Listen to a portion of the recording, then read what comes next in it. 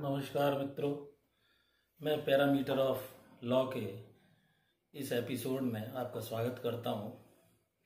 आज मैं बैंक खाताधारियों के द्वारा बैंक में जमा की गई रकम के लिए क्या नॉमिनी का होना आवश्यक है, इस विषय पर प्रकाश डालने जा रहा हूं। मित्रों, जैसा कि आप जानते हैं, किसी भी बैंक में किसी व्यक्ति के द्वारा यदि सेविंग खाता खोला जाता है या एफडीआर आदि का खाता खोला जाता है, एफडी बनाई जाती है या अन्य प्रकार से कोई और खाता रखा जाता है, तो खाता भरवाते समय प्रिस्क्राइब्ड फॉर्म भरा जाता है, जिसमें या तो सिंगल अकाउंट हो सकता है या जॉइंट हो सकता है, पति पत्नी का हो सकता है, बाप बेटे का हो सकता है, बाप बेटी का हो सकता है, अन्य किसी रिश्तेदार के साथ जॉइंट अकाउंट हो सकता है तथा अकेले भी सेविंग अकाउंट हो सकता है। खाता खोलते समय ये ध्यान रखने की आवश्यकता होती है कि जब आप वो फॉर्म प्रिस्क्राइब भरते हैं तो उसमें एक कॉलम नॉमिनी या नामिती का रहता है, जो व्यक्ति की मृत्यु होने के बाद उस जमा राशि पर क्लेम कर सकता है। इसके लिए नॉमिनेशन भरना या नॉमिनेशन का नाम देना आवश्यक होता है।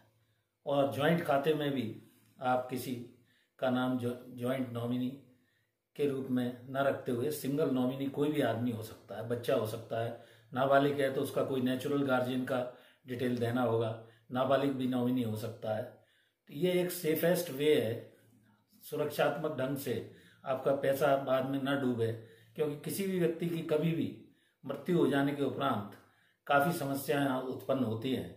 और ऐसी स्थिति में यदि व्यक्ति ने बैंक में खाता खोलते समय अपने नॉमिनी या जो नॉमिनेशन जिसके नाम लिखा है वो व्यक्ति, उस व्यक्ति की जिसके द्वारा खाता खोला गया है, मृत्यु हो जाने के बाद वह व्यक्ति बैंक को या जाकर आवेदन दे सकता है, एक उसमें सपोर्टेड बाय एफिडेविट दे सकता है किसी नोटरी आदि से कराकर।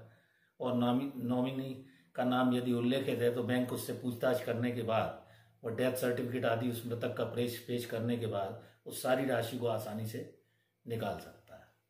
नॉमिनेशन इसलिए रखा जाता है कि उस व्यक्ति का पैसा वैधानिक उत्तराधिकारी के रूप में उसकी व्यक्ति की मृत्यु के बाद उसे मिल सके। अभी मैंने आपको बतलाया कि नाबालिग भी नॉमिनी हो सकता है, लेकिन जो भी खाता खोला जाए उसमें नॉमिनेशन फॉर्म के रूप में नॉमिनी का नाम अवश्य अंकित किया जाए, जिससे आपका पैसा भविष्य में सुरक्षित रहे। कोई भी अप्रिय घटना घटित होने पर, मृत्यु होने पर आप बैंक को सूचना दें कि अमुक व्यक्ति जिसके साथ मेरा नॉमिनेशन के रूप में नाम उल्लेखित है, यदि डिटेल आदि नहीं पता है तो वो उस खाते को इनऑपरेटिव मानते हुए बैंक काफ़ी लंबे समय तक अगर कोई उसने सूचना नहीं दी है, इनऑपरेटिव मानते हुए निष्क्रिय खाते के रूप में, लेकिन जैसे ही उस व्यक्ति को उस खाते की जानकारी होती है तो वह बैंक में उपस्थित होकर ये बता सकता है कि अमुक नंबर खाता फलाने फलाने के नाम से था, वो मेरे फलाने संबंधी हैं और मैं उनका वैधानिक नॉमिनी हूँ। तो ये उत्तराधिकार प्रमाण पत्र आदि की भी कभी कभी आवश्यकता पड़ जाती है। जो लीगल हेयर सर्टिफिकेट, जो उसके वैधानिक उत्तराधिकारी हैं, वो अपना वैधानिक उत्तराधिकार होने का दावा प्रस्तुत करें। तो ऐसी स्थिति में आपका पैसा कहीं नहीं जाएगा, वो बैंक में सुरक्षित रहेगा। इसके लिए ये आवश्यक है कि जिस भी व्यक्ति के द्वारा सेविंग खाता, एफडीआर वगैरह या अन्य कोई किसी नेचर का खाता खोला जाता है तो उसमें नॉमिनी का नाम अवश्य फॉर्म भरते समय उल्लेखित करें, जिससे आपका पैसा वहाँ सुरक्षित बना रहे। और कोई भी अप्रिय घटना या ऐसी कोई अनायास घटना हो जाती है, आपकी मृत्यु आदि हो जाती है, तो उसके बाद आपके पैसे को आपके वैधानिक उत्तराधिकारी जिनका नाम नॉमिनेशन के रूप में या नॉमिनी के रूप में आपने उल्लेखित किया है, उन्हें वह पैसा बिना किसी हाइपर टेक्निकल प्रक्रिया के आसानी से बैंक से प्राप्त हो सके।